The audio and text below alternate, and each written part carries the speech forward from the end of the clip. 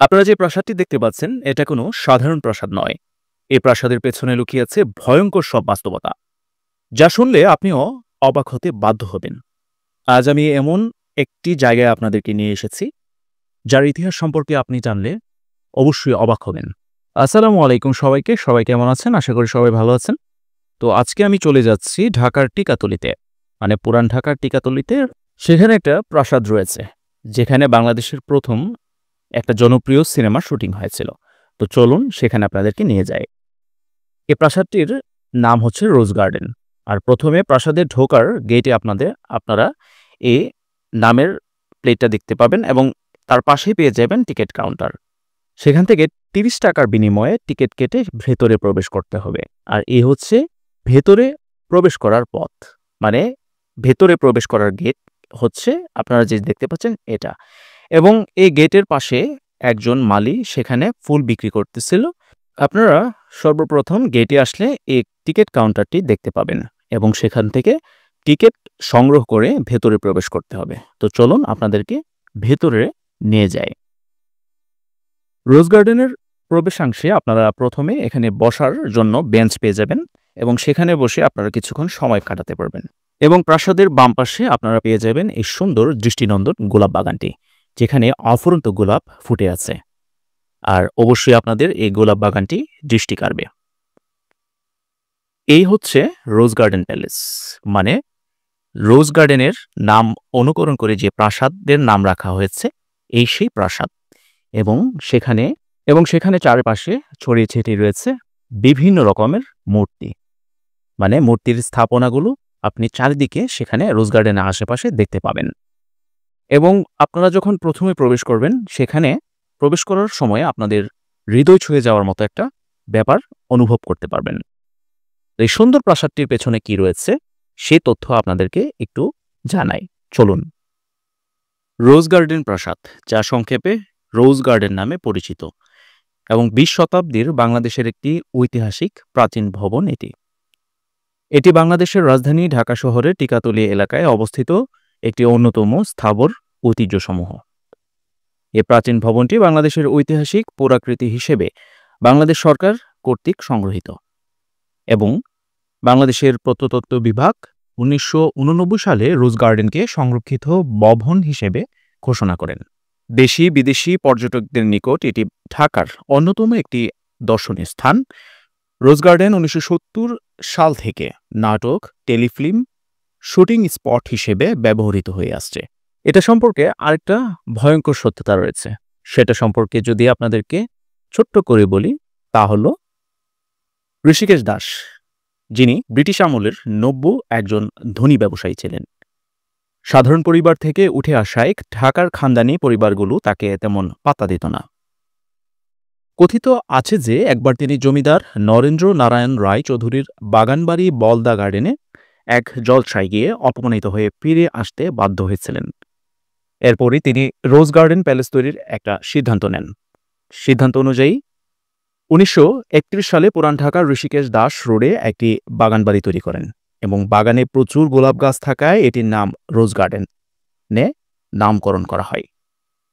ভবনটি সজ্জিতকরণে কাজ সমাপ্ত হওয়ার আগেই ঋষিকেশ দাস আর্থিকভাবে দেউলিয়া হয়ে পড়েন এবং ১৯৩৭ সালে তিনি রোজ গার্ডেন প্যালেসটি খান বাহাদুর আব্দুর রশিদের কাছে বিক্রয় করে দিতে বাধ্য হন। প্রাসাদটির নতুন নামকরণ করা হয় রশিদ মঞ্জিল। মৌলভী কাজী আব্দুর রশিদ মারা যাওয়ায় ১৯৪৪ সালে তার মৃত্যুর পর রোজ গার্ডেনের মালিকানা ফিরে পান তার বড় ছেলে কাজী মোহাম্মদ বশির।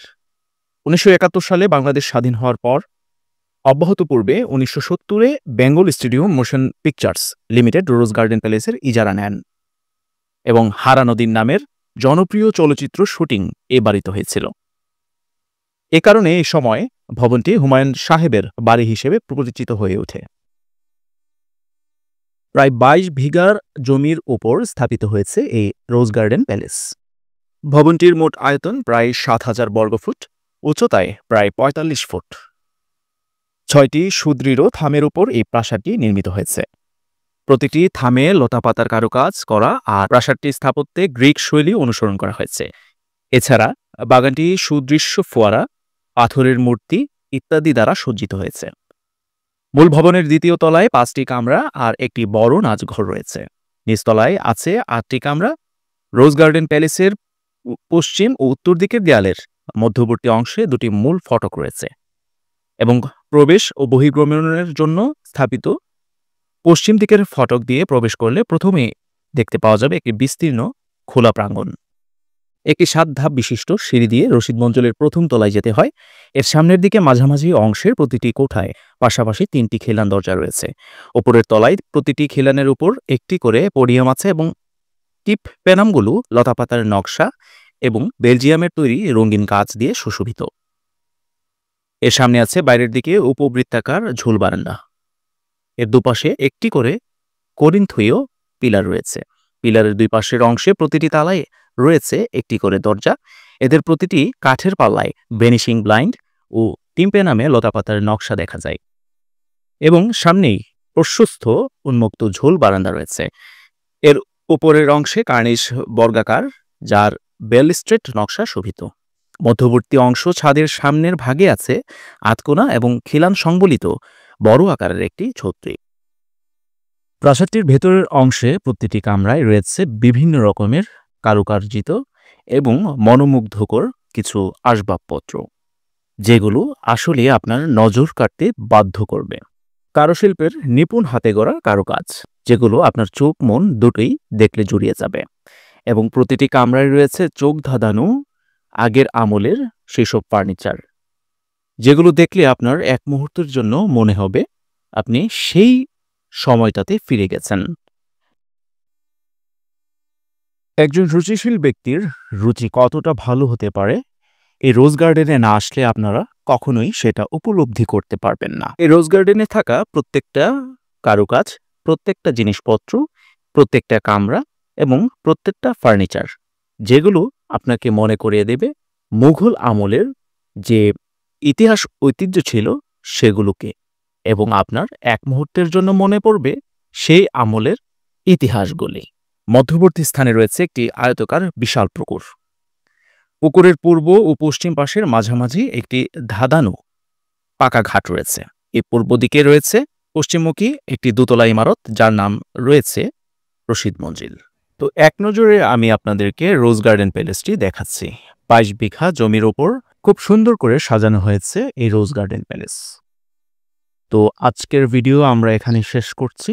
ভিডিওটি কেমন লেগেছে আমাদেরকে অবশ্যই কমেন্টে জানাবেন এবং চ্যানেলটিকে সাবস্ক্রাইব করে আমাদের পাশে থাকবেন। নেক্সট কোনো ব্লগে আপনাদের সাথে দেখা হবে। সে পর্যন্ত সবাই ভালো থাকবেন এবং সুস্থ থাকবেন এবং আমাদের জন্য দোয়া করবেন। সবাইকে ধন্যবাদ জানিয়ে আমি এখানে শেষ করছি।